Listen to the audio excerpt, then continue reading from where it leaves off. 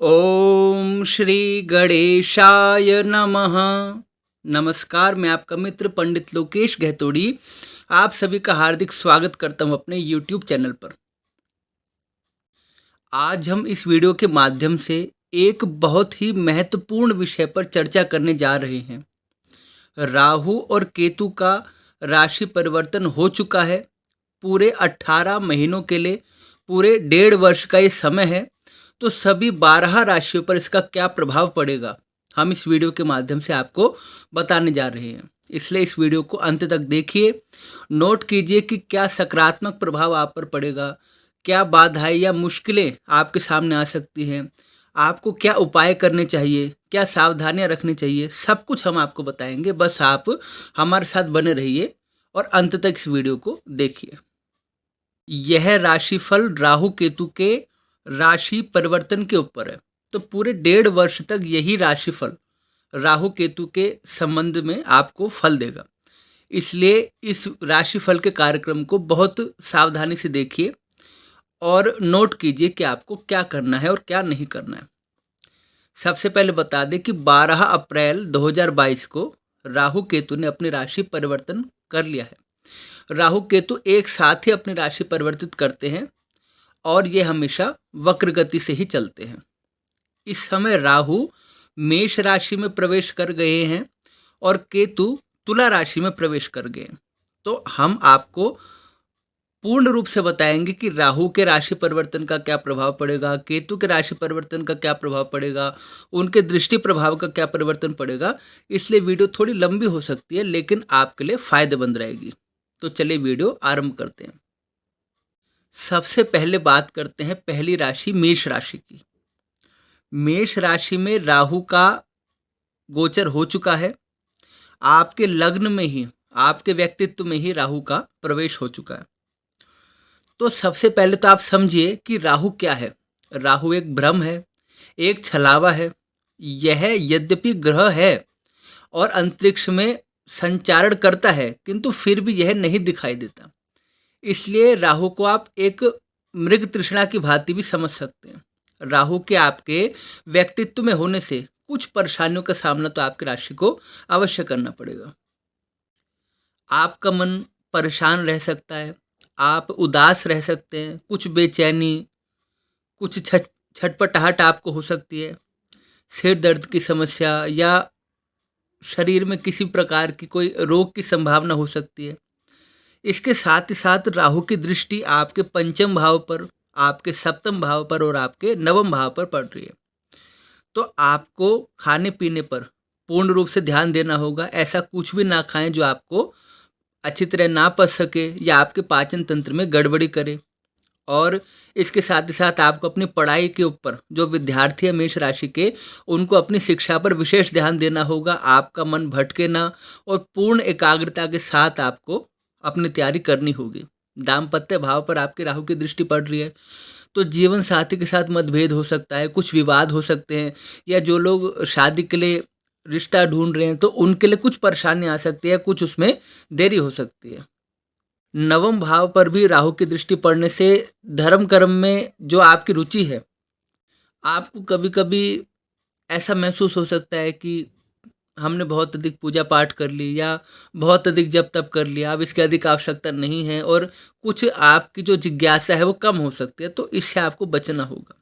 जितना आप धर्म की तरफ जाएंगे, जितना आप भगवान की तरफ जाएंगे, जितना आप शुभ कार्यों की तरफ जाएंगे, राहु का कुप्रभाव उतना शांत होने लग जाएगा। साथ ही साथ बात करते हैं कि केतु आपकी राशि पर क्या प्रभाव डालेंगे। केतु आपके सप्तम भाव में गोचर कर रहे हैं तो जीवन साथी को कुछ शारीरिक कष्ट हो सकता है, खासकर नसों की समस्या, हड्डियों से जुड़ी हुई समस्या या पैरों में दर्द की शिकायत, ये सब हो सकता है। लेकिन इसकी जो दृष्टि है वो उसके प्रभाव से आपके एकादश भाव में भी दृष्टि पड़ रही है। तो जो धन आगमन के आपके स्रोत हैं उसमें कुछ समस्या आ सकती है, या समस्या नहीं भी आए तो उसमें कुछ आपके जो रूटीन इनकम है उसमें कुछ कमी आ सकती है। दूसरा, आपके लग्न पे भी केतु की दृष्टि पड़ रही है तो आपके कार्यों में कुछ बाधाएं आ सकती हैं। जिससे आपका मन अशांत रह सकता है, किंतु आपका पराक्रम बड़ा रहेगा, आपका साहस बड़ा रहेगा और आपका उत्साह बड़ा रहेगा। तो कुल मिला के आपको एक सलाह देना चाहता हूँ कि जो करे अच्छी तरह सोच समझ कर करे, जो बोले अच्छी तरह सोच समझ कर बोले, शांत रहे, धैर्य रखें, हर चीज़ की प्रतीक्षा करें, हम हर काम को एक तरीके से होने दें, जल्दबाजी से बचिए और बिल्कुल भी धैर्य विहीनता ना दिखाइए। और अपने मन को जितना आप शांत रखेंगे और ठंडे दिमाग से काम लेंगे, उतना आपके लिए ये गोचर शुभ और लाभदायक सिद्ध होगा। आपके उपाय की चर्चा करते हैं। आप प्रतिदिन श्री दुर्गा सप्तशती जी का पाठ कीजिए, श्री महामृत्युंजय मंत्र का जप कीजिए, भगवान श्री गणेश जी की आराधना कीजिए, माँ सरस्वती जी की आराधना कीजिए।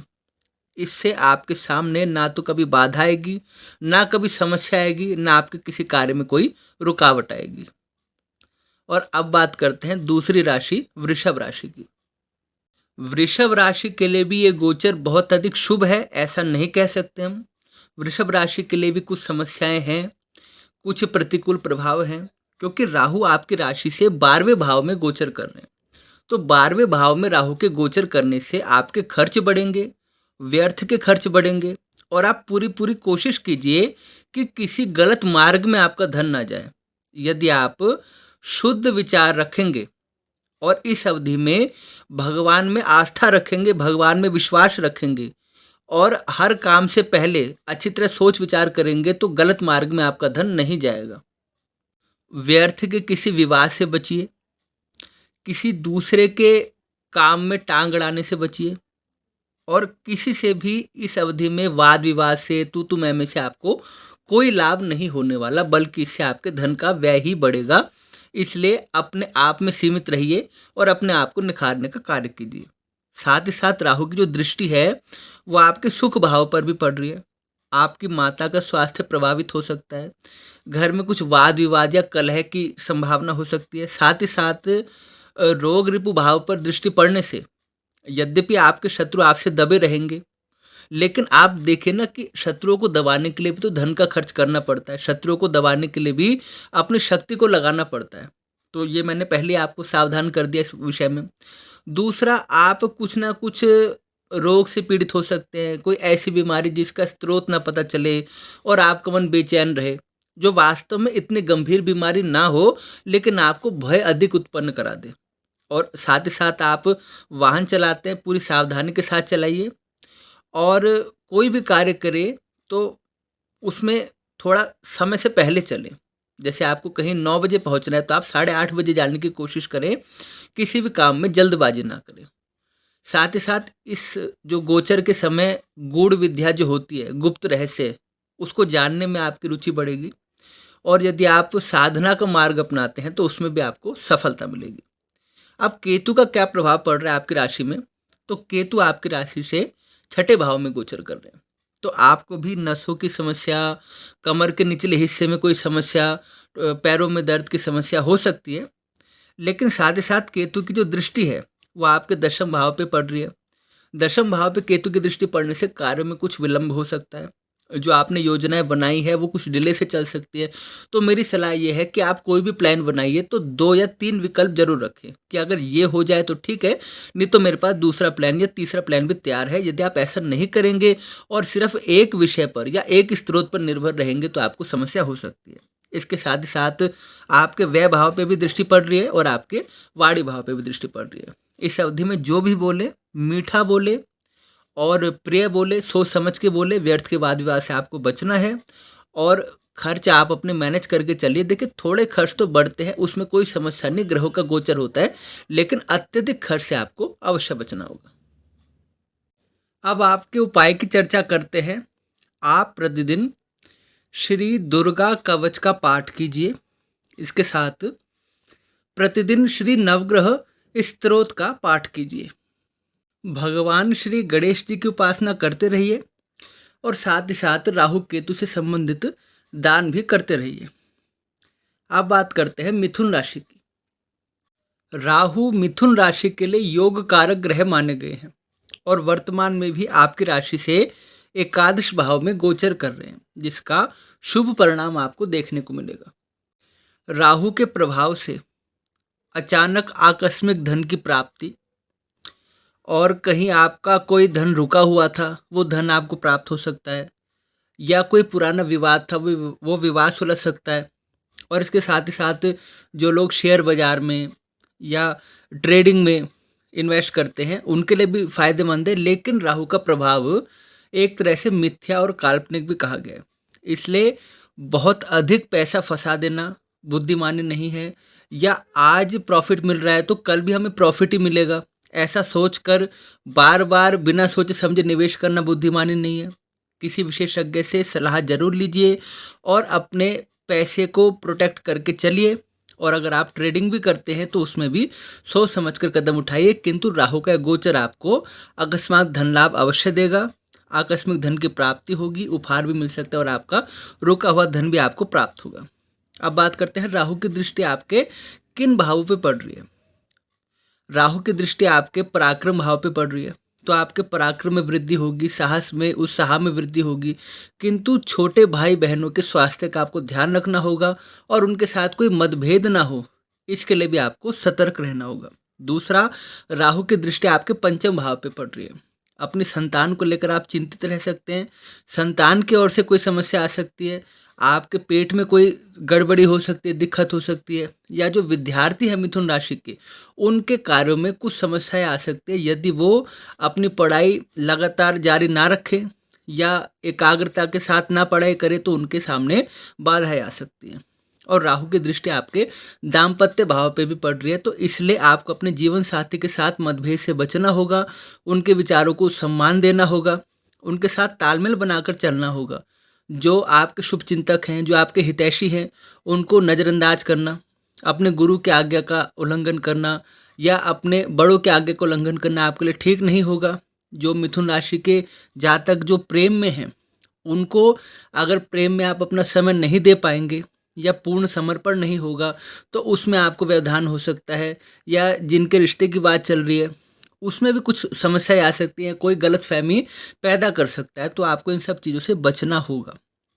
अब बात करते हैं केतु आपकी राशि को क्या फल देंगे। केतु आपकी राशि से पंचम भाव में गोचर कर रहे हैं, तो जो राहु आपको फल दे रहे हैं उससे ही मिलता जुलता फल केतु भी आपको देंगे। बस इसमें अंतर इतना है कि ग्रहों की दृष्टि और उनके अंश बल का संबंध बदल जाता है। केतु के प्रभाव से जहाँ धर्म में आपकी आस्था बढ़ेगी, किंतु वहाँ पे आप अगर कोई धार्मिक कार्य कराना चाहेंगे तो उसमें कुछ व्यवधान आ सकते हैं, कुछ समस्याएं आ सकती हैं, या कभी कभी आपका मन ऐसा खिन्नता से भर सकता है। तो आप अपने धार्मिक कार्य को, अपनी पूजा पाठ को जारी रखिए और इस अवधि में जितनी अधिक पूजा पाठ जप तप आप करेंगे और करवाएंगे आपके लिए लाभदायक सिद्ध होगा।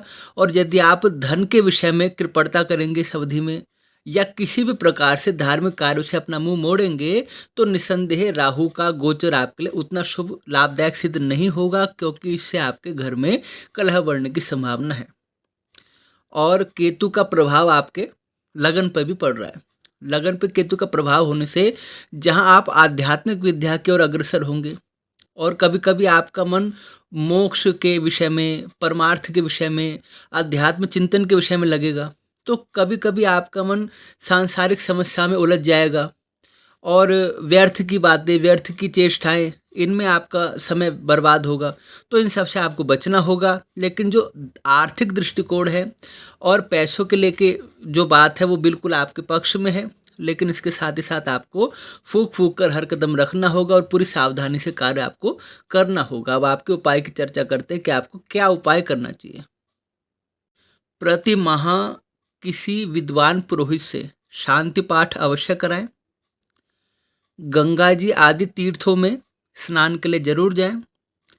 भगवान श्री राधा माधव की पूजा अवश्य करें और इस अवधि में राहु केतु के मंत्रों का विधि पूर्वक जप करें अथवा करवाएं, जो उनके जप की संख्या निर्धारित की गई है उस संख्या में। इसके साथ ही साथ भगवान शिव जी की आराधना करना, भगवान शिव जी को जलाभिषेक करना, यह आपके लिए बहुत शुभ रहेगा। राहु केतु से संबंधित जो वस्तुएं हैं उनका दान करना और माँ देवी भगवती की आराधना करना इस अवधि में आपके लिए शुभ रहेगा। अब बात करते हैं कर्क राशि की। कर्क राशि के 10वें भाव में राहु का गोचर हो रहा है। दशमस्त जो केतु जो राहु है आपका, इसके प्रभाव से जो राजनीति के क्षेत्र में है उनको अवश्य इसमें फायदा मिलेगा और कार्य क्षेत्र में भी आपका प्रभाव बढ़ेगा। लेकिन क्योंकि राहु का जो कार्य होता है वो नियमों के विरुद्ध होता है, राहु जो भी कार्य करता है वो हमेशा शॉर्टकट लेता है, उसमें कोई रूल, कोई रेगुलेशन, कोई प्रोसीजर फॉलो नहीं किया जाता। इसलिए अगर आप इस समय अपने काम निकालने के लिए कोई जुगाड़ लगाएंगे, कुछ भी आप उपाय करेंगे तो निस्संदेह आपका कार्य तो हो जाएगा, लेकिन बाद में इसके परिणाम आपके लिए शुभ सिद्ध नहीं होंगे। इसलिए मेरी सलाह है कि कुछ भी करें तो उसमें शॉर्टकट से बचिए और पूरी मेहनत, पूरे रूल रेगुलेशन के साथ उस काम को करिए, वरना आपका कार्य तो अवश्य ही सिद्ध होगा, उसमें कोई संदेह नहीं, किंतु बाद में वो आपके लिए समस्या खड़ी कर देगा। दूसरा, कार्य क्षेत्र में किसी पर अत्यधिक भरोसा करना या व्यर्थ के वाद विवाद में पड़ना या किसी की चुगली निंदा करना, ये आपके लिए हानिकारक सिद्ध होगा इस अवधि में। और पार्टनरशिप में भी आप काम करते हैं तो अपने पार्टनर के साथ मतभेद से बचिए। और अगर आप पार्टनरशिप में काम नहीं करते, सोच रहे हैं पार्टनरशिप में काम करने की, तो अच्छी प्रकार सोच विचार कर लीजिए और अगर आपको अच्छा लगे तो ही आप पार्टनरशिप की ओर बढ़िए। दूसरा, राहु की जो दृष्टि है वो आपके वाणी भाव पे पड़ रही है। राहु की दृष्टि वाणी भाव में पड़ने से वाणी कुछ रूखी हो सकती है, कठोर हो सकती है, आप अमर्यादित शब्दों का प्रयोग कर सकते हैं जो आपके लिए हानिकारक सिद्ध होंगे। इसलिए आप हमेशा उत्तम और सुसंस्कृत वाणी का ही प्रयोग कीजिए। और राहु के प्रभाव से माता के स्वास्थ्य में कुछ कमी देखने को मिल सकती है, घर में कलह क्लेश की संभावना बढ़ सकती है या मानसिक अशांति, बेचैनी हो सकती है। किंतु जो आपके शत्रु हैं इस अवधि में, यद्यपि उनकी संख्या बढ़ सकती है किंतु आप उनको दबाने में सफल होंगे। किंतु यदि आप अपनी सारी शक्ति उन्हीं के ऊपर खर्च कर देंगे तो आप अपने जीवन में तरक्की कब करेंगे, आप अपने जीवन में उन्नति कब करेंगे। इसलिए उनसे दूर हट के अपने विषय में सोचिए। और अब केतु की चर्चा करते हैं। चतुर्थ भाव में आपके केतु का गोचर हुआ है, तो अपने घर में प्रतिदिन पूजा पाठ करना और संध्या वंदन करना, भगवान की आराधना करना तो आपके लिए शुभ ही रहेगा।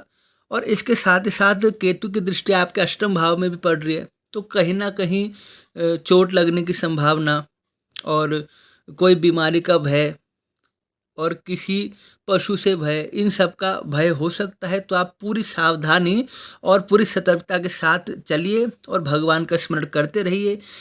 इसके साथ ही साथ कुछ व्यय भी अधिक बढ़ सकते हैं, खर्चे भी अधिक हो सकते हैं, वो तो सामान्य सी बात है, 1.5 वर्ष की अवधि है, कभी ऊपर कभी नीचे होता रहता है। और आपके कार्य क्षेत्र में भी जैसे मैंने पहले कहा, जो करे सोच समझ कर करे और किसी की निंदा चुगली से बचे और पीठ पीछे किसी के लिए कुछ कहने से आपको बचना चाहिए इस अवधि में। आपके उपाय की चर्चा करते हैं। आप भगवान शिव जी के मंत्रों का जप कीजिए, भगवान शिव की उपासना कीजिए। भगवान शिव से बड़ा कोई देवता नहीं है। भगवान शिव के प्रसन्न होने पर ग्रह नक्षत्र आपको किसी भी प्रकार से बाधा नहीं पहुंचा सकते। भगवान शिव की उपासना कीजिए, माँ भगवती का पूजन कीजिए, उन्हें भेंट सामग्री अर्पित कीजिए पूरे भाव के साथ, पूरे मनोयोग के साथ। जब भी पूर्णिमा हो या शुक्ल पक्ष की अष्टमी हो तो माँ भगवती जी के मंदिर में जाइए और भेंट सामग्री उनके चरणों में निवेदित कीजिए। चांदी का दान कीजिए और पूर्णिमा का व्रत रखते हैं तो बहुत शुभ है। प्रतिदिन योगा प्राणायाम कीजिए और राहु केतु के मंत्रों का जाप करते रहिए। यदि आप असमर्थ हैं तो किसी विद्वान पुरोहित से जप करवाइए। और अब बात करते हैं सिंह राशि की। सिंह राशि के 9वें भाव में राहु का गोचर हो रहा है। नवमस्त राहु के प्रभाव से जहां आपके पराक्रम में वृद्धि होगी, आपके साहस में वृद्धि होगी, आपके पुरुषार्थ में वृद्धि होगी, कोई पुराना रुका हुआ कार्य आप पूरा करने की कोशिश करेंगे, किंतु इससे आपके धार्मिक कार्यों में कहीं ना कहीं मतभेद होगा। मतभेद कैसे? पहले आप जितनी श्रद्धा के साथ पूजा पाठ करते थे, जब तब करते थे, नियम का पालन करते थे, हो सकता है आप अब भी वैसा करें, किंतु कहीं ना कहीं आप अगर अपने स्वभाव में कुछ परिवर्तन महसूस करते हैं, जैसे अब आपके मन में कुछ कामनाएं आ गई, कुछ लालसाएं आ गई, या आपका जो ध्यान है, जो पूजन है, सात्विक ना होकर राजस हो गया या तामस हो गया, तो वो राहु का प्रभाव होता है। राहु का प्रभाव सात्विक व्यक्तियों को भी सत्व गुण से भटकाने का काम करता है, क्योंकि राहु एक मायावी ग्रह है। और यदि हम सात्विक भाव में स्थित रहेंगे और सात्विक कर्म करेंगे तो राहु का प्रभाव कम हो जाता है। इसलिए राहु सत्व गुण को दबाने का प्रयास करता है। तो आप मेरी बात समझ गए होंगे कि पूजा पाठ के संबंध में मैंने आपके लिए क्यों कहा, क्योंकि ये भाव आपके भाग्य का भी होता है। कितनी सुंदर बात है, जो भाव आपके धर्म का होता है वही भाव आपके भाग्य का होता है। इसका साफ मतलब है, यदि हम धर्म के मार्ग पे चलेंगे और धर्म का पालन करेंगे तो भाग्य हमारा खुद ब खुद बनता चले जाएगा। इसके साथ ही साथ राहु की दृष्टि आपके व्यक्तित्व पे पड़ रही है, तो कहीं ना कहीं सिर दर्द, अधिक थकावट महसूस होना, क्रोध, चिड़चिड़ापन, या कभी अज्ञात भय, मन अशांत रहना, ये सब हो सकता है। किंतु आपका पराक्रम बड़ा रहेगा, पराक्रम में आपकी वृद्धि रहेगी। किंतु संतान के साथ मतभेद हो सकता है, संतान से जुड़ी कोई समस्या हो सकती है, और इसके साथ ही साथ पेट से संबंधित कोई समस्या आपको हो सकती है। इस अवधि में अपने भी पराये जैसा व्यवहार करने लग जाएं तो समझ जाना राहु हम पर कुपित हो गया है। और इससे बचने के लिए मैं आपको उपाय भी बताऊंगा, आप हमारे साथ जुड़े रहिए। और इसके साथ ही साथ इस अवधि में गुजारे योग्य आय के साधन आपके बनते रहेंगे। यदि भी कुछ घरेलू उलझने रहेंगी, किंतु गुजारे योग्य आय के साधन आपके बनते रहेंगे, और साथ ही साथ वाहन आदि का सुख भी आपको प्राप्त होगा। अब केतु की चर्चा करते हैं। केतु आपके तृतीय भाव में गोचर कर रहे हैं, तो केतु के गोचर का क्या प्रभाव पड़ेगा? बिगड़े हुए कार्य में सफलता, पुराने कार्यों में सुधार, आपके मन मुताबिक आपके काम बनने शुरू हो जाएंगे। किंतु इनकी दृष्टि आपके सप्तम भाव पे पड़ रही है, तो कहीं ना कहीं जीवन साथी के साथ कलह की संभावना, आपके रास्ते अलग, उनके रास्ते अलग, दोनों की सोच नहीं मिल रही, दोनों के विचार नहीं मिल रहे, तो ऐसी संभावना हो सकती है। दूसरा, आय के जो साधन थे उसमें कुछ प्रॉब्लम आ सकते हैं। जैसे प्रॉफिट तो होगा, आज नहीं 2 दिन छोड़ के, काम बनेगा आज नहीं 4 दिन छोड़ के, तो समय पे पैसे हाथ में आ जाए तो आधी प्रॉब्लम तो हमारी वैसे ही सॉल्व हो जाती है। इसमें भी थोड़ी प्रॉब्लम हो सकती है। और दूसरा, जैसे मैंने पहले कहा, इस समय जितना आपका भाग्य साथ देगा तो उसके अनुरूप आपको धर्म का आश्रय लेना पड़ेगा। धर्म का आश्रय लेंगे तो भाग्य आपके साथ दौड़ता चले जाएगा। आपके उपाय की चर्चा करते हैं। प्रतिदिन भगवान सूर्य का पूजन कीजिए विधि पूर्वक, भगवान शिव की आराधना कीजिए, श्रावण के महीने में शिव पूजन कराइए। इसके अतिरिक्त कोई भी शुभ अवसर आता है आप शिव पूजन करा सकते हैं। गर्म कपड़ों का, कंबल आदि का दान कीजिए। इस समय तो गर्मी है, किंतु जब सर्दी हो तब कंबल आदि का दान कर सकते हैं। इस समय ऋतु को देखकर, मौसम को देखकर, देश काल परिस्थिति को देखकर भी आप कुछ दान कर सकते हैं। और महामृत्युंजय मंत्र का आप जप करते रहें। साथ ही साथ राहु केतु के निमित्त दान देना और जप करना ना भूलिए। सभी राशियों के लिए ये तो अति अनिवार्य है कि राहु केतु के निमित्त जप करें और उनका दान करें, क्योंकि राहु केतु की प्रसन्नता भी बहुत आवश्यक है। अब बात करते हैं कन्या राशि की। कन्या राशि के अष्टम भाव में राहु का गोचर हो रहा है, तो अष्टम भाव में राहु का जाना बहुत अधिक शुभ नहीं है जिसकी हम प्रशंसा करें, लेकिन इसमें भी कुछ ना कुछ प्लस पॉइंट आपको अवश्य मिलेंगे, इसलिए निराश होने की आवश्यकता नहीं है। इस समय लाभ कम और संघर्ष अधिक दिखाई दे रहा है। होता है, एक समय होता है कि हम मेहनत कम करते हैं, पैसा ज़्यादा बरसता है। एक समय होता है कि हमें ज़्यादा एफर्ट्स करने पड़ते हैं, पैसे कम आते हैं। तो समय का खेल है, आप ज़्यादा इसमें परेशान मत होइए। किंतु इस समय जो मेन प्रॉब्लम की बात है, शरीर का कष्ट, कोई चोट लगने की संभावना, कोई अज्ञात बीमारी का भय, शरीर कष्ट या शरीर से जुड़ी हुई समस्या, ये आपको उभर सकती है। तो ये सबसे अधिक विचार करने की आवश्यकता है। आप इसके लिए नियमित योगा प्राणायाम का सहारा, संतुलित खान पान और अपने डॉक्टर से परामर्श जो आपसे बन पड़ता है आप अवश्य कीजिए, ताकि आपका जो शरीर है वो स्वस्थ रहे। और इसके साथ ही साथ राहु की जो दृष्टि है आपके व्यय भाव पे पड़ रही है, तो आप भी व्यर्थ के खर्चों से बचिए और उन खर्चों से बचिए जो आगे आपके लिए लाभदायक ना हो। क्योंकि कई बार ऐसा होता है, हमने पैसे उड़ाए, हमें बहुत सुख की प्राप्ति हुई, हमारी मौज मस्ती में हमने पैसे खर्च किए, लेकिन इससे हमारे ना भविष्य का निर्माण हुआ, ना हमारा निवेश इससे सिद्ध हुआ। इसके साथ ही साथ आपके वाणी भाव में भी जो राहु का गोचर है, तो आपको अपनी वाणी को भी संयमित रखना होगा। अपने मित्रों से मतभेद से बचिए, मित्रों की सलाह मानिए, अपने शुभ चिंतकों की सलाह मानिए, और जो अपने हैं उनसे विरोध से बचिए, क्योंकि ये राहु अपनों से सबसे ज़्यादा रिश्तों में कड़वाहट उत्पन्न कर देता है। और चतुर्थ भाव में भी राहु का गोचर होने से घर में कुछ समस्याएं हो सकती हैं, या ऐसा हो सकता है कई बार मन होता है कि आज घर में ऐसा वातावरण हो गया, इससे अच्छा तो मैं बाहर ही रहता। तो इन सब चीज़ों से भी आपको बचना होगा, अपनी तरफ से पहल करनी होगी ताकि सब कुछ सॉल्व रहे। अब केतु की बात करते हैं। केतु आपके द्वितीय भाव में गोचर कर रहे हैं।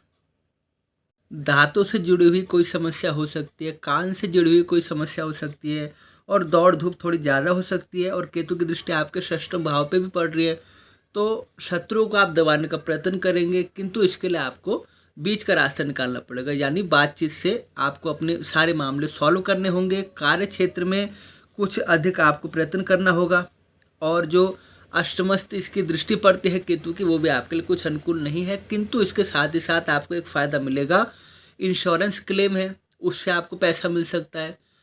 कोई पुरखों की संपत्ति है, वहाँ से आपको कुछ ना कुछ फ़ायदा मिल सकता है। कोई अपनी जो कहते हैं एक तरह से विल होती है, उससे उसके माध्यम से आपको पैसा मिल सकता है। तो आकस्मिक धन लाभ के आपके लिए योग हैं, किंतु इसके लिए आप गलत मार्ग का सहारा ना लें, हमेशा सही मार्ग पे चले। और इस समय के लिए हम आपको उपाय बताते हैं जिससे ये सारी जो परेशानी है ये आपकी मुट्ठी में आ जाएंगी, यानी आप इनको सहन भी कर सकेंगे और उनको समाप्त भी कर सकेंगे। आप अपने उपाय नोट कीजिए। आप प्रतिदिन श्री विष्णु सहस्त्र नाम का पाठ कीजिए। प्रतिदिन संभव नहीं है तो एकादशी के दिन, पूर्णिमा के दिन, संक्रांति के दिन, अमावस्या के दिन और बुधवार के दिन तो अवश्य ही श्री विष्णु सहस्त्र नाम का पाठ कीजिए। दूसरा, विधि पूर्वक राहु केतु के मंत्रों का जप कीजिए। राहु के मंत्र की जप संख्या 18,000 और केतु के मंत्र की जप संख्या 17,000 बताई गई है। इसके साथ ही साथ कुछ मीठी वस्तुओं का दान और नीले रंग की, भूरे रंग की वस्तुओं का दान कीजिए। भगवान शनिदेव के मंदिर में जाइए तेल अर्पित करने। श्री काल भैरव भगवान की पूजा कीजिए, उनके मंत्रों का जप कीजिए।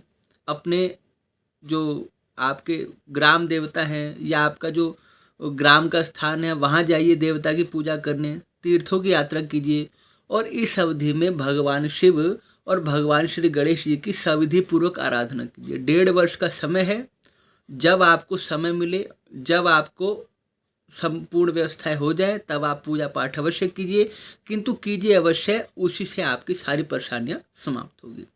और अब बात करते हैं तुला राशि की। तुला राशि के सप्तम भाव में राहु का गोचर हो रहा है।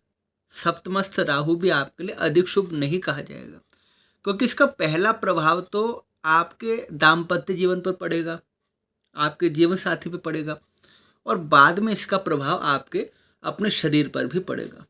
इस अवधि में अपने जीवन साथी के स्वास्थ्य का आपको ध्यान रखना होगा। उनका दिल ना दुखे, उनका मन उदास ना हो, अशांत ना हो, इसका आपको ध्यान रखना होगा। क्योंकि कई बार ऐसा होता है कि चीज़ें बहुत अच्छी चल रही हैं, परिस्थिति बहुत सही है, फिर भी हमारा मन दुखी हो जाता है, हम निराश हो जाते हैं, हम ऐसी कोशिश करते हैं कि हम अलग रहें। तो इसका कारण होता है कहीं ना कहीं ग्रह हमारी बुद्धि को प्रभावित कर रहे हैं। उस अवसर पर आपको ये नहीं सोचना है कि ऐसी तो कोई समस्या ही नहीं, ये क्यों उदास है। आपको ये समझना है कि ग्रह का प्रभाव है, तो इस अवधि में थोड़ी सी हमें सावधानी, थोड़ा सा उपाय और थोड़ा सा तो सहन करना ही पड़ेगा। तो अपने जीवन साथी का ध्यान रखिए, उनके विचारों का आदर कीजिए, उनका सम्मान कीजिए, उन्हें कोई उपहार दीजिए, कहीं उन्हें घुमाने ले जाइए, और उनके साथ बने रहिए, जो उनको अलगाव की स्थिति ना हो, उनके मन उदास ना हो। दूसरी बात, इस समय आपके एकादश भाव में जो राहु की दृष्टि पड़ रही है, तो आपको ऐसे माध्यमों से जो शेयर होते हैं, जो ट्रेडिंग होते हैं, जो इस तरह से जो आप दाव लगाते हैं, तो इन सब चीज़ों से आपको धन की प्राप्ति तो संभव है, किंतु इसमें आपको इस चीज़ का ध्यान रखना होगा कि कोई भी चीज़ करे तो उसमें लालच से बचे। और दूसरा, जब भी आपको प्रॉफिट मिलता है, उस प्रॉफिट मिलने के बाद थोड़े समय तक आप पुनः ट्रेडिंग करने से बचे, क्योंकि राहु का प्रभाव ऐसा होता है जो एक बार फायदा देने के बाद आपको अगली बार नुकसान देने की कोशिश करता है। और साथ ही साथ अपने धन को किसी धार्मिक कार्य में या किसी अच्छे मार्ग पर जरूर लगाते रहें। दूसरी बात, राहु का प्रभाव जो आपके व्यक्तित्व पे पड़ेगा, तो कहीं ना कहीं आपको भी चिड़चिड़ापन, क्रोध और अलगाव की समस्या हो सकती है। जैसे कभी बनते कामों में बाधाएं हो जाएं, खर्च अधिक हो जाए और आपसी मतभेद रहे, तो इन सब चीज़ों से आपको स्वयं ही बचना होगा। इसका उपाय मैं आपको बताऊंगा जिससे आपके लिए प्रभाव बिल्कुल नगण्य हो जाए, बिल्कुल डाउन हो जाए। लेकिन आपको अपनी तरफ से उपाय करने होंगे, आपको अपनी तरफ से सावधानी रखनी होगी, क्योंकि यदि आप ऐसा नहीं करेंगे और राहु के प्रभाव में आ जाएंगे तो आपका जो एक अच्छा खासा जो काम चल रहा है उसमें बहुत सारी बाधाएं आनी शुरू हो जाएगी। इसके साथ ही साथ राहु की दृष्टि पड़ने से आपके पराक्रम में, साहस में, उत्साह में वृद्धि होगी और कई कई बार तो आप दुस्साहसी भी बन जाएंगे, तो उससे बचिए। साहस ठीक है, दुस्साहस ठीक नहीं। अब बात करते हैं केतु की। तो केतु तो आपकी राशि में गोचर कर रहे हैं। आपकी राशि में गोचर करने से केतु की तो कहीं ना कहीं नसों की समस्या, पुरानी समस्या भी थी आपके नसों की, और पैरों में दर्द, पैरों के तलवे में दर्द, और हड्डियों की समस्या, जोड़ों की समस्या, याददाश्त भूलने की समस्या, ये सारी समस्या आपके साथ हो सकती है। दांत दर्द की समस्या, ये सारी समस्या आपके साथ हो सकती है। और इसके साथ ही साथ आपके काम में कुछ विघ्न हो सकते हैं, तो उसको देखकर आप घबराइए मत, धैर्य रखिए, निस्संदेह आपका कार्य होगा। बस ये मैं कह रहा हूँ कि 2 दिन लेट होगा। जब जो आपने सोचा है, देखो होगा तो वही, लेकिन जब सोचा है तब नहीं होगा, जब भगवान ने सोचा है तब होगा।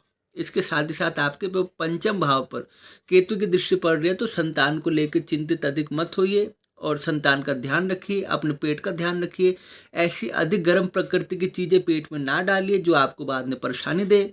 साथ ही साथ सप्तम भाव पे भी केतु की दृष्टि पड़ रही है, तो अपने जीवन साथी का विशेष रूप से ध्यान रखिए और उनके साथ बिल्कुल बना के चलिए। साथ ही साथ आपके भाग्य भाव पे केतु की दृष्टि पड़ रही है, तो केतु तभी सुधरता है जब आप अधिक रूप से धर्म का पालन करना शुरू कर देते हैं। कोई भी नियम हो, कोई भी आचरण हो, बस वो भगवान की तरफ जाना चाहिए, उससे केतु आपको शुभ प्रभाव देने लग जाते हैं। तो मेरा संकेत आप समझ गए हैं कि केतु का आपको शुभ करने के लिए भगवान के आश्रय का आपको सहारा लेना है, आपको पूजा पाठ का सहारा लेना है। अब मैं आपको उपाय बताने जा रहा हूँ जिससे आपका ये जो प्रभाव है ये थोड़ा कम हो जाएगा। सबसे पहले आपको प्रतिदिन चांदी के गिलास में पानी पीना है। चांदी का पात्र होना चाहिए, उससे आपको जल पीना है। दूसरा, चांदी का आपको दान करना है। और इत्र लगाना आपके लिए ठीक रहेगा। और इत्र की मैं बात कर रहा हूँ, जो परफ्यूम की नहीं, इत्र आपको लगाना ठीक रहेगा।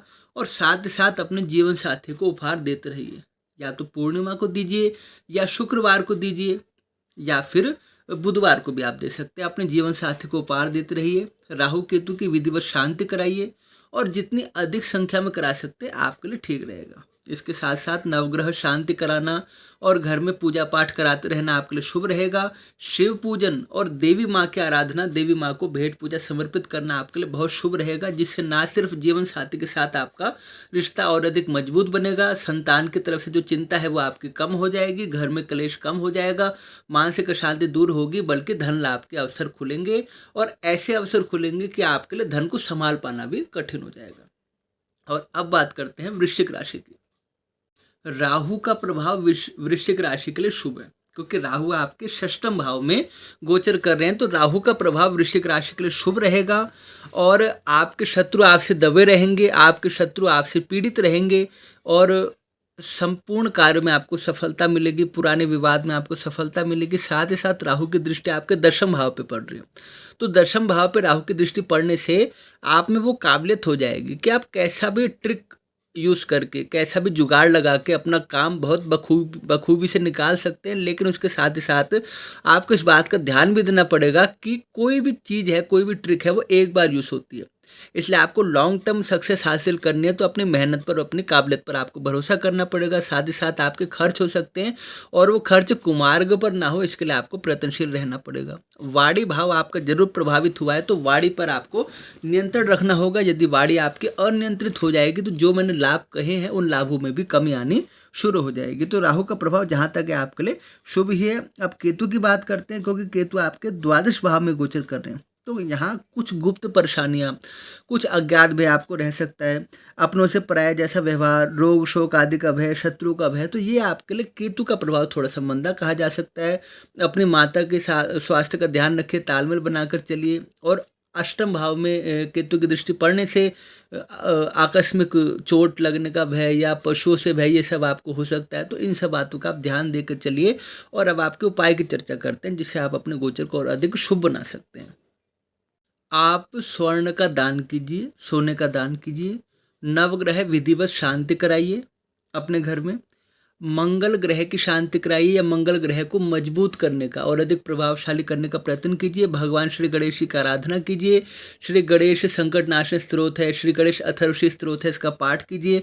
माँ भगवती का आराधना कीजिए, देवी मंदिर में जाइए और उनके दर्शन कीजिए। इसके साथ ही साथ अपने घर में भजन कीर्तन का आयोजन करते रहिए और साथ ही साथ अपने जन्मदिन पर या किसी शुभ अवसर पर या साल में कम से कम कोशिश कीजिए कि 5-6 बार तो आपके घर में कोई धार्मिक आयोजन या धार्मिक अनुष्ठान हो जाए, जिससे केतु का जो प्रभाव है आपके लिए शुभ हो जाए।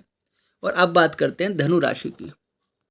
धनु राशि के लिए जो राहु है वो उनके पंचम भाव में गोचर कर रहे हैं, तो पंचम भाव में राहु का आना इतना अधिक शुभ नहीं है। जो नवविवाहित दंपति संतान के लिए प्रतीक्षा कर रहे हैं धनु राशि के, उनके प्रयास में विलंब हो सकता है। दूसरा, पेट में आपकी गड़बड़ी हो सकती है, पेट में आपको अधिक गर्मी की शिकायत या गर्मी की संभावना हो सकती है। विद्या प्राप्ति में आपके विघ्न आ सकते हैं और आपके अधिक प्रयासों के बावजूद भी आपको सफलता थोड़ी कम मिलेगी।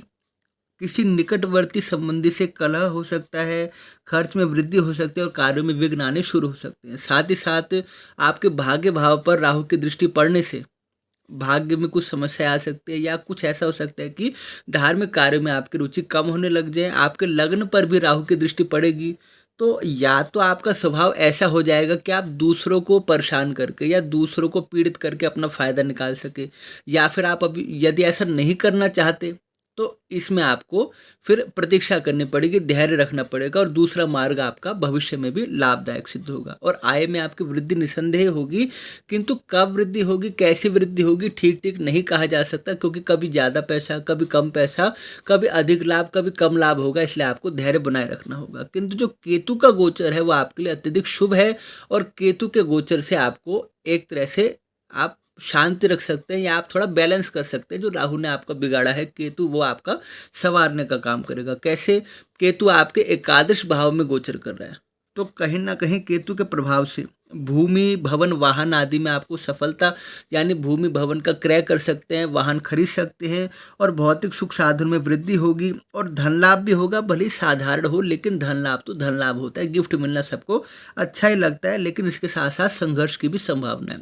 पराक्रम भाव पर केतु की दृष्टि पड़ने से जहाँ पराक्रम में तो वृद्धि हो सकती है या कभी हो सकता है आप पराक्रम ज़्यादा करो कभी कम करो, लेकिन छोटे भाई बहनों से आपके मतभेद उभर के सामने आ सकते हैं। और इसके साथ ही साथ ये भी आपके पंचम भाव में गोचर कर रहा है, तो धनु राशि के जातकों को, विशेष रूप से धनु राशि की महिलाओं को पेट संबंधित दिक्कत हो सकती है। इसलिए इसके लिए जो अपने खान पान पर नियंत्रण रखना है, साथ ही साथ उपाय करने हैं और साथ ही साथ अपने डॉक्टर से परामर्श भी आपको लेते रहना है। और सप्तम भाव पर केतु की दृष्टि पड़ने से कहीं ना कहीं जीवन साथी के साथ कुछ अलगाव की समस्या आ सकती है, क्योंकि राहु केतु विच्छेदात्मक ग्रह हैं जो विच्छेद करने का कार्य करते हैं। तो इसमें आपको थोड़ी सी सतर्कता और थोड़ी सी सावधानी से काम करना होगा। यदि सामने वाला गुस्सा कर रहा है तो आप उस समय ठंडे पड़ जाओ, भले ही बाद में आपका पक्ष हावी हो जाए, लेकिन उस समय आप थोड़े से झुक जाओ तो आपके सारे काम रुकने से बच जाएंगे।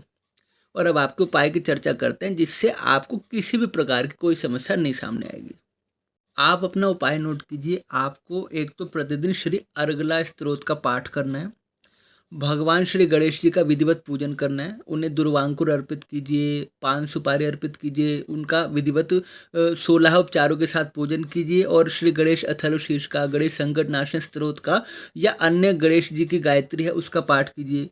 तांबे के बर्तन में रखा हुआ पानी प्रतिदिन पीजिए और हरी सब्जियों का अधिक सेवन कीजिए। क्रोध से आपको बचना होगा।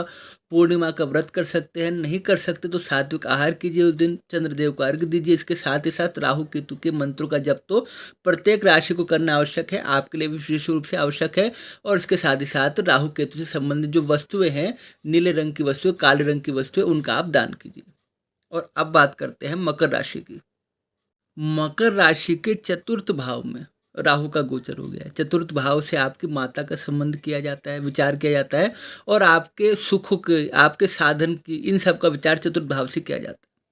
तो एक तरफ आपको अपनी माता के स्वास्थ्य का ध्यान रखना होगा, दूसरी तरफ आपको एक कोशिश करनी होगी कि आपके राहु के प्रभाव के कारण आपके घर में किसी भी प्रकार के क्लेश या कलह की स्थिति उत्पन्न ना हो।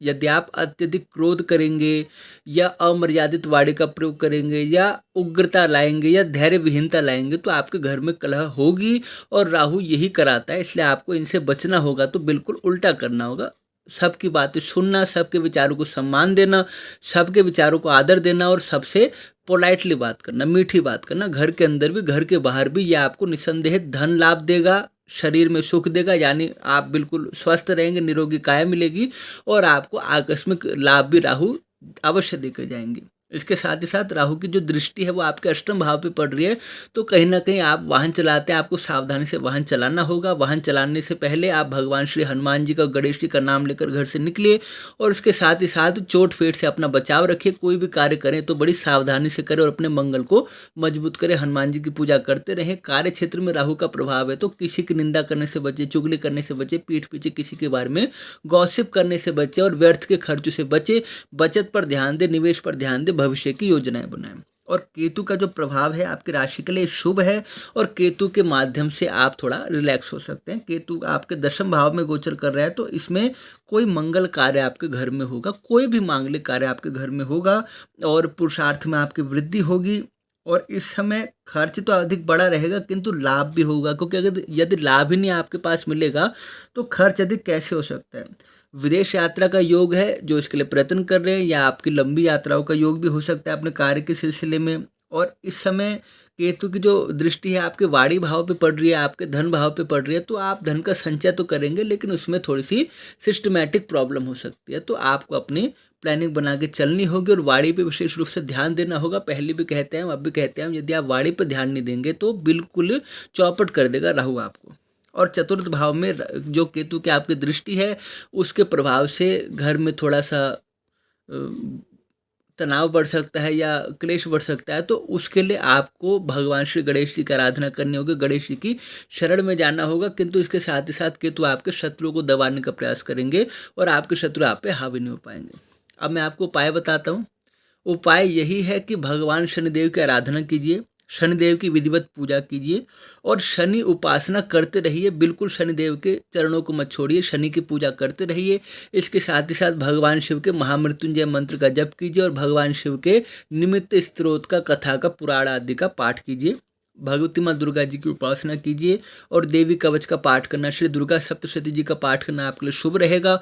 पक्षियों को बाजरा, ज्वार आदि दाने डालिए और इसके साथ ही साथ गौशाला में दान कीजिए, गौ माता की सेवा कीजिए और यदि आप कर सकते हैं तो कहीं प्याऊ लगाइए या किसी के पानी पीने की व्यवस्था कीजिए। यदि मनुष्य के लिए करते हैं तो भी अच्छा है, यदि पशु पक्षियों के लिए करते हैं तो भी अच्छा है, पानी कहीं पिलाने की व्यवस्था कीजिए।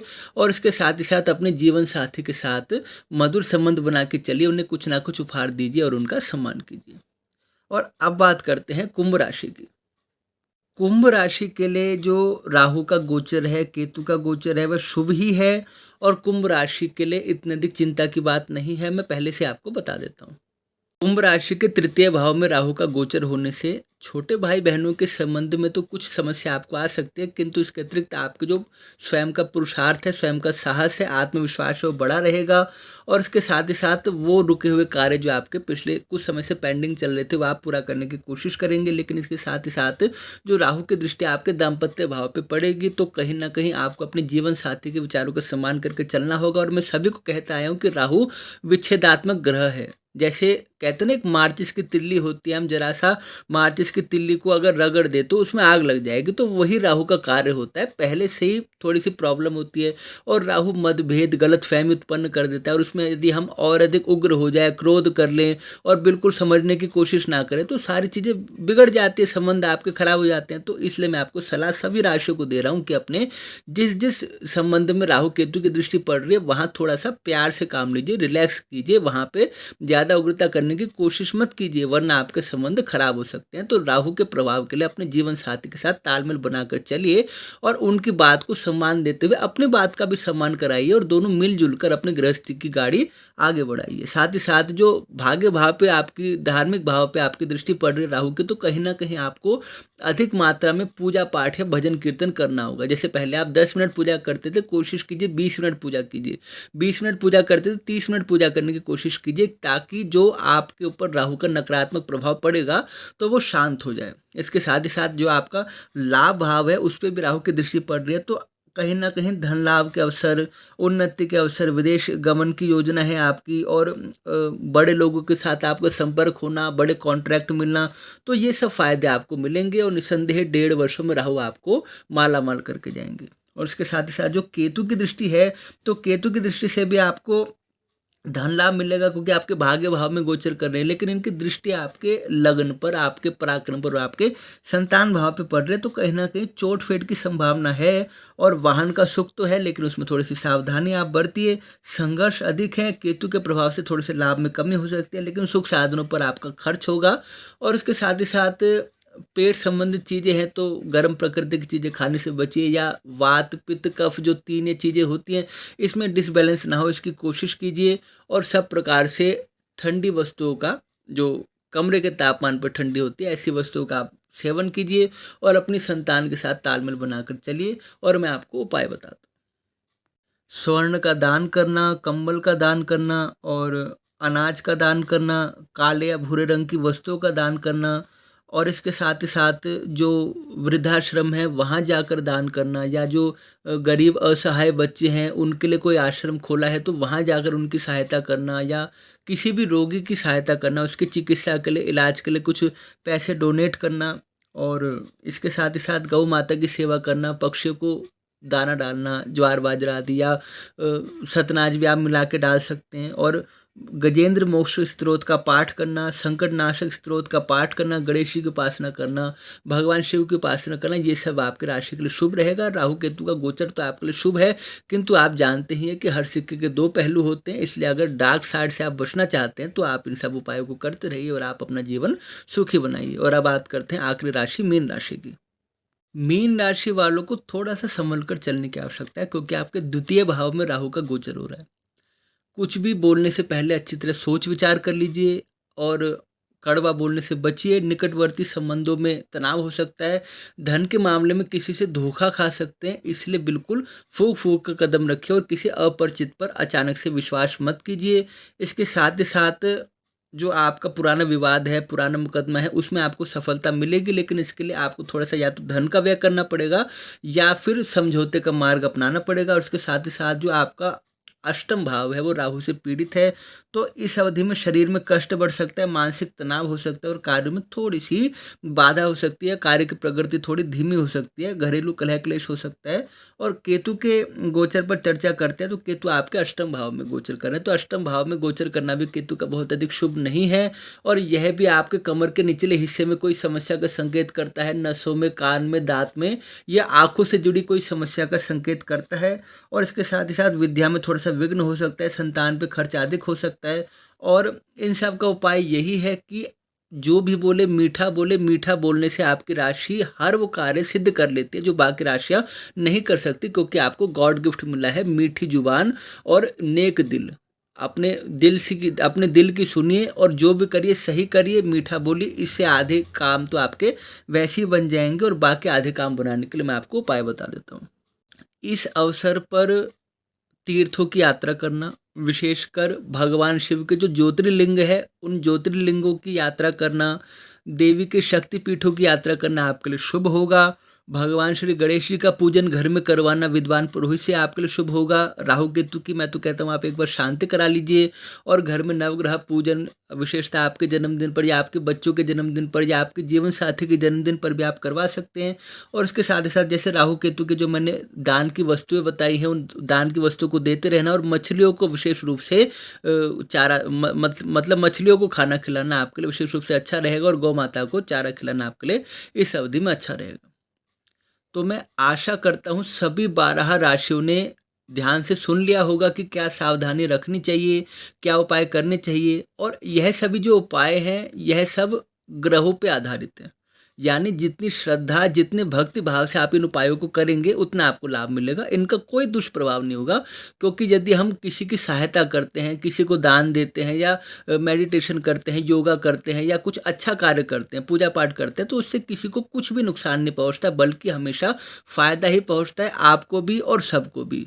क्योंकि हमारे धर्म का सिद्धांत यही है कि हमारा भी भला हो और सबका भला हो, सब सुख से जिए। तो आशा करता हूँ सभी 12 राशियों के लिए राहु केतु का गोचर शुभ सिद्ध हो, और जो परेशानियां मैंने बताई हैं वो परेशानियां उनको कम से कम हो, और वो अपने उपाय के द्वारा उन परेशानियों को दूर कर सके। और यह जो राशिफल है पूरे 1.5 वर्ष का राशिफल है, जो राहु केतु पर आपके निर्भर करता है। यानी राहु केतु का जो राशि परिवर्तन है उस पर निर्भर करता है, इसलिए इसको पूरे ध्यान से सुनिए, अंत तक सुनिए। और आप इस राशिफल को बार बार सुन सकते हैं, क्योंकि 1.5 वर्ष तक राहु केतु ऐसा ही आपको फल देंगे। इसके लिए अधिक से अलग से राशिफल बनाने की जरूरत नहीं है। इसी राशिफल को जब जब आपको संशय हो आप पुनः सुन सकते हैं। और इसके साथ ही साथ हमारे चैनल को लाइक कीजिए, सब्सक्राइब कीजिए, क्योंकि देखिए मेहनत हमारी भी लगती है। यदि आप हमें लाइक करते हैं, सपोर्ट करते हैं, तो हमें भी प्रसन्नता की प्राप्ति होती है कि हम आपकी सेवा में जो कुछ कर रहे हैं आप हमें पसंद कर रहे हैं, और आपकी तरफ से हमें प्रशंसा मिल रही है। तो हमारे चैनल को सब्सक्राइब कीजिए, लाइक कीजिए, शेयर कीजिए, और इस वीडियो को भी अधिक से अधिक प्रसारित कीजिए, आगे शेयर कीजिए, ताकि सबको इसका लाभ मिल सके। और इसके साथ ही साथ आने वाले वीडियो में हम आपको बृहस्पति संबंधित राशि परिवर्तन है, जो शनिदेव का राशि परिवर्तन है, अन्य ग्रहों का राशि परिवर्तन है, वह भी बताएंगे। इसलिए आप बिल्कुल हमारे चैनल को छोड़ के मत जाइए और हमारे चैनल पर बने रहिए। और इसके साथ ही साथ आपको कार्यक्रम कैसे लगा, अपना रिव्यू भी आप हमें कमेंट में दे सकते हैं। और हमारे राशिफल का कार्यक्रम ये आपकी चंद्र राशि पर निर्भर करता है, तो चंद्र राशि के आधार पर आप इस राशिफल को देखिए। मिलते हैं अगले राशिफल के कार्यक्रम के साथ, तब तक के लिए आप सभी को जय श्री राम।